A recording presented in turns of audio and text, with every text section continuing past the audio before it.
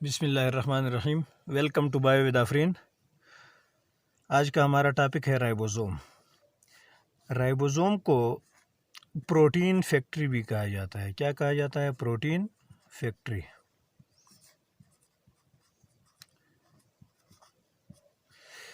अच्छा, ये non membranous organelle है। It is a non membranous organelle of the cell. इसकी कोई मेम्ब्रेन नहीं होती है। ठीक है।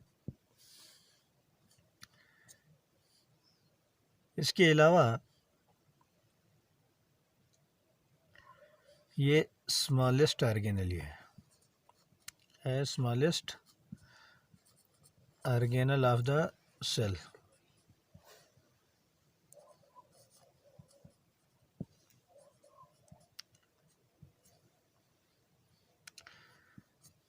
इसको डिस्कवर किया था जी जॉर्ज पेलेड ने। It was discovered by George Palade in 1955। 1955 में इसको जॉर्ज पेलेड ने डिस्कवर किया था। अगर इसकी हम साइज़ की बात करते हैं तो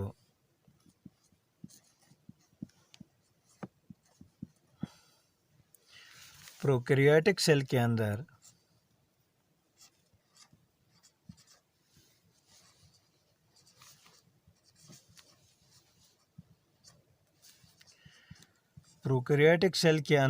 इसका साइज़ होता है 15 से 20 नैनोमीटर,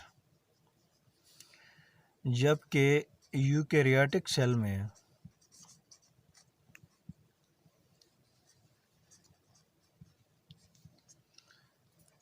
25 से 30 नैनोमीटर इसका साइज़ होता है। डायमीटर जो होता है, डायमीटर।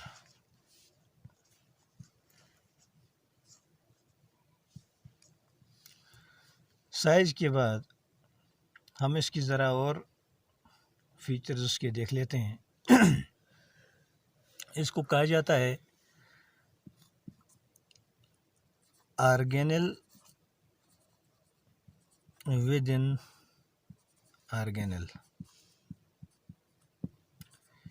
ये क्यों कहा जाता है ऑर्गेनल विद इन ऑर्गेनल? इसलिए कहा जाता है कि ये साइटोप्लाज्म के अंदर तो प्रेजेंट होता है आर के अंदर।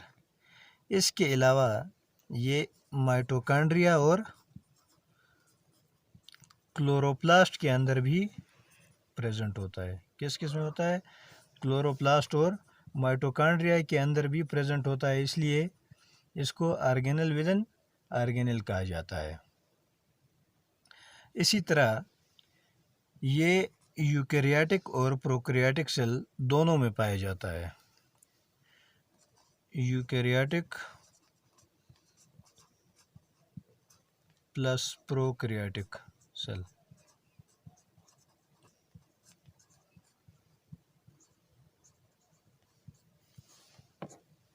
दोनों में पाया जाता है, इसलिए इसको यूनिवर्सल ऑर्गेनल भी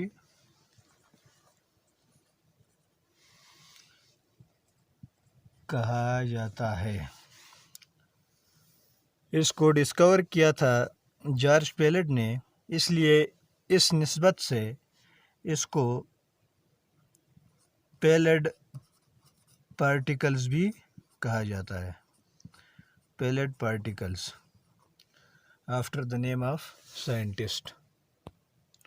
अच्छा जी, राइबोसोम की कंपोजिशन अगर देखते हैं हम, composed of ribo nucleo protein.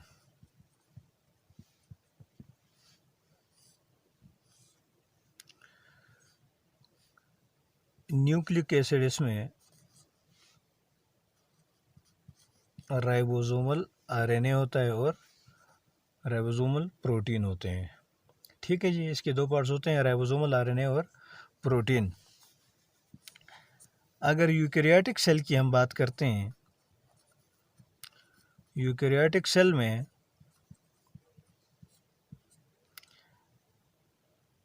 Ribosomal RNA बराबर होता है मिकदार में प्रोटीन के।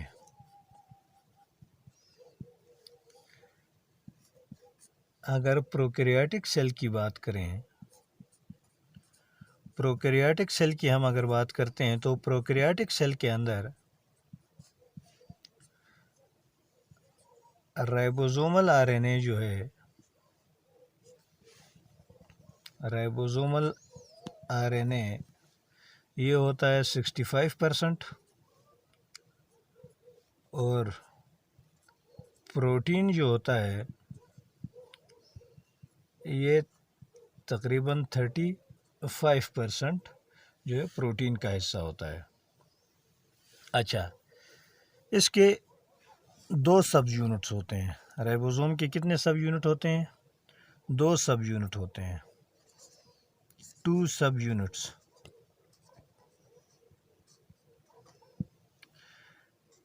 एक को कहते हैं लार्जर सब यूनिट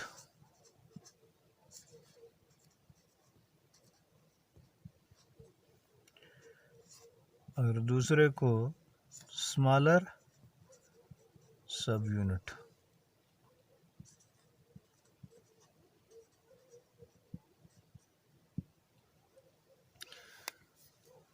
और ये दोनों यूनिट्स जो हैं, both the units are joined by magnesium ion. Magnesium ion जो है इनको जॉइन करता है किस दौरान? ड्यूरिंग प्रोटीन सिंथेसिस या ट्रांसलेशन।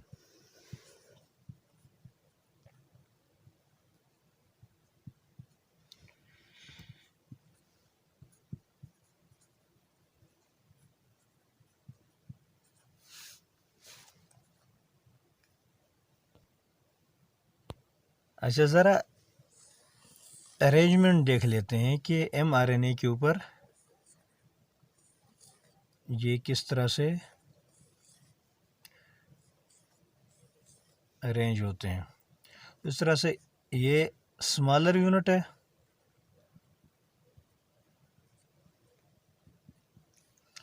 और ये लार्जर यूनिट है। राइबोसोम का ये स्मॉलर यूनिट, ये लार्जर यूनिट और ये स्मॉलर यूनिट है। अब इस स्ट्रक्चर को जब एक mRNA के ऊपर कई सारे राइबोसोम होते हैं, मैनी राइबोसोम्स अटैच होते हैं, तो इसको कहा जाता है पॉलीराइबोसोम।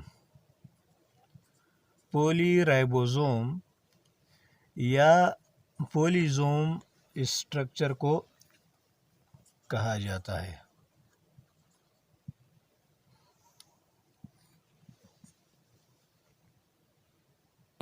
और पॉलीसोम का फंक्शन जो है, इसका फंक्शन अगर देखें तो इसका काम क्या होता है? Protein synthesis, protein synthesis, protein की तैयारी के लिए ये अरेंज होते हैं। प्रोटीन की तैयारी के लिए राइबोसोम जो है mRNA के ऊपर अरेंज होते हैं और उस mRNA को फिर क्या करते हैं? प्रोटीन्स में उसकी ट्रांसलेशन करते हैं। यूकेरियोटिक सेल के अंदर, यूकेरियोट्स में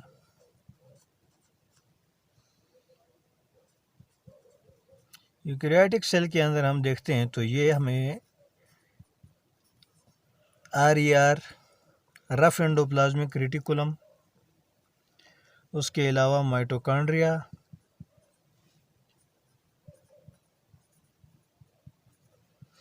माइटोकॉन्ड्रिया के अलावा हमें क्लोरोप्लास्ट में ये मिलता है। जबकि prokaryotic cell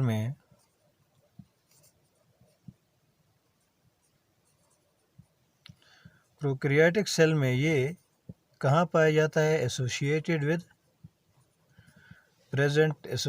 with plasma membrane.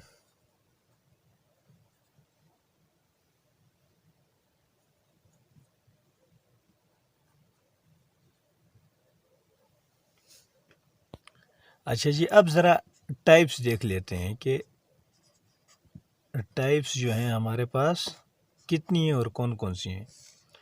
Ribosome की 2 टाइप्स हैं हमारे पास।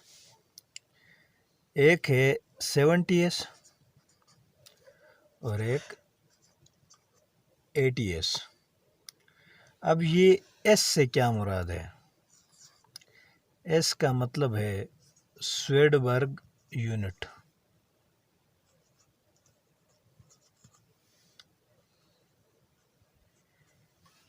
या इसको सेडिमेंटेशन कोएफिशिएंट भी कहा जाता है। मतलब सेडिमेंटेशन में कौन सा पार्टिकल किस स्पीड से नीचे बैठता है उसके हिसाब से जो है इनको ये नंबर्स दिए गए हैं, ठीक है ना। ये इनकी कैलकुलेशन मतलब ये एडिटिव वगैरह नहीं होती हैं। ये स्वेडबर्ग ने जिस तरह से इनको वो किया था, इनको मतलब सेडिमेंटेशन करके जिस स्पीड से इनकी सेडिमेंटेशन हुई थी उस हिसाब से इनको जो है 70 और 80S 2 टाइप्स में तकसीम किया है। अच्छा, 70S जो है हमारे पास होते हैं प्रोकैरियोट्स में, प्रोकैरियोटिक सेल। और प्रोकैरियोटिक सेल क्या है? हमें पता है बैक्टीरिया, तमाम बैक्टीरिया जितने भी हैं ये क्या हैं?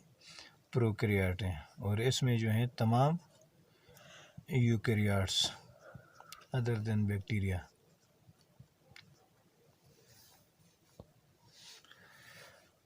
अच्छा, अब 70S जो हैं इसमें 2 यूनिट होते हैं। एक स्मॉलर यूनिट होता है और एक लार्जर यूनिट होता है।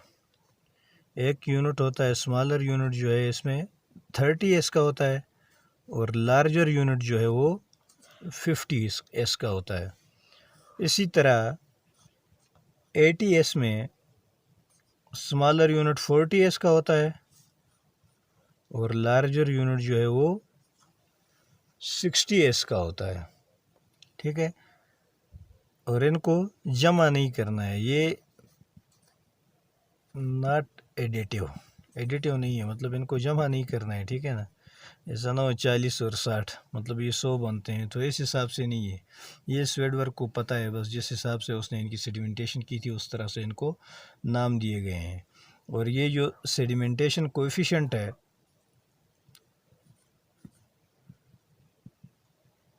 ये इनडायरेक्टली मेजर करता है, क्या करता है?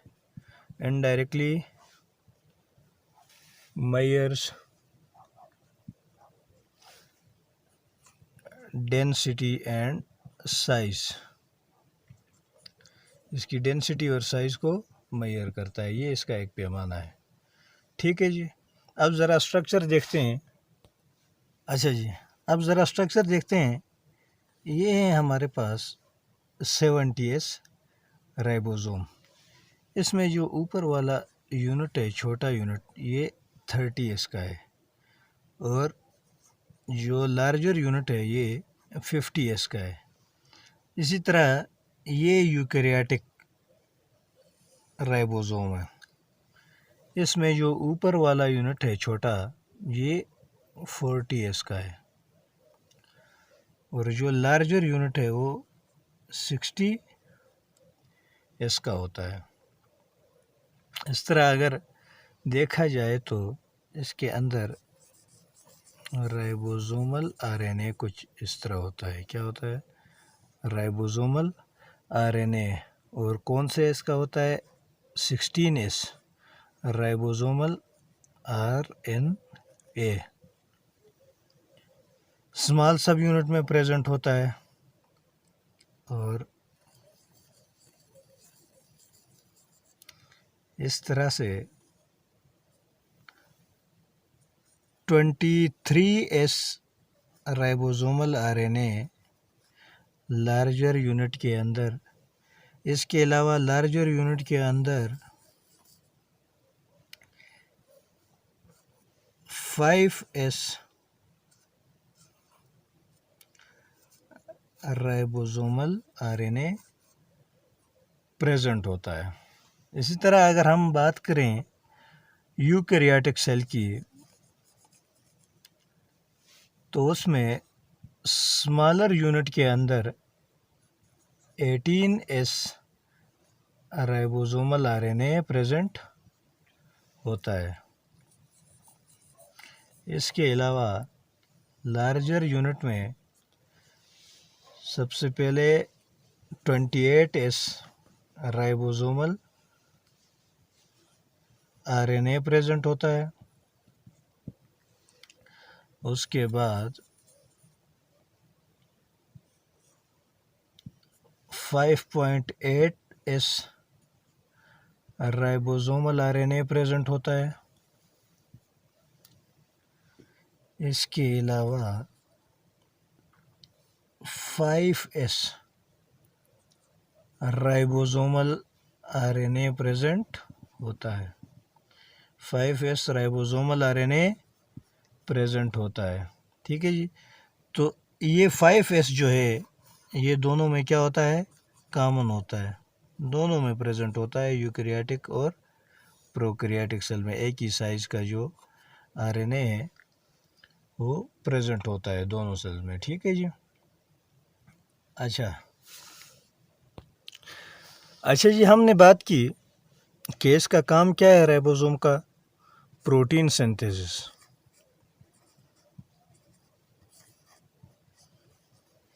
क्या काम है प्रोटीन सिंथेसिस? प्रोटीन सिंथेसिस जो है हमारे पास दो तरह किया जाती है। एक आती है सेक्रेटरी प्रोटीन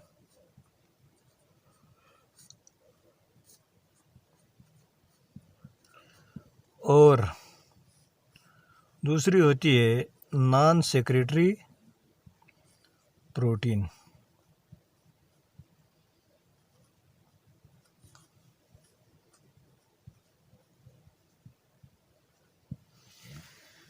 अब ये सेक्रेटरी प्रोटीन कहाँ पर बनती है? सेक्रेटरी प्रोटीन बनती है ER, पर्टिकुलरली RER में। ठीक है ना, ये रफ एंडोप्लाज्मिक रेटिकुलम में। और वहाँ से ये क्या होती है, एक्स्ट्रा सेल से बाहर इसको ट्रांसपोर्ट किया जाता है। और नॉन सेक्रेटरी जो है ये बनती है साइटोप्लाज्म के अंदर। साइटोप्लाज्म के अंदर जो राइबोसोम होते हैं वो क्या बनाते हैं, नॉन सेक्रेटरी प्रोटीन। मतलब ये कहाँ पर यूज़ होंगे, इंट्रासेलुलर टारगेट्स, ये सेल से बाहर नहीं जाएंगे। जो प्रोटीन सिंथेसिस के बाद सेल से बाहर नहीं जाते हैं वो कहाँ बनते हैं, साइटोप्लाज्म के अंदर। और जो प्रोटीन जो हैं सेल से बाहर जिनको ट्रांसपोर्ट कराना होता है, जिनको क्या कराना होता है, ट्रांसपोर्ट कराना होता है, एक्स्ट्रा सेलुलर टारगेट्स को सेल से बाहर भी ट्रांसपोर्ट कराना होता है, उन प्रोटीन्स को नॉन सेक्रेटरी प्रोटीन कहा जाता है। और वो कौन से राइबोसोम बनाते हैं, जो RER के अंदर प्रेजेंट होते हैं। ठीक है ना। तो आज का हमारा टॉपिक था राइबोसोम। उम्मीद है सबको समझ आई होगी। थैंक्स, अल्लाह हाफिज़।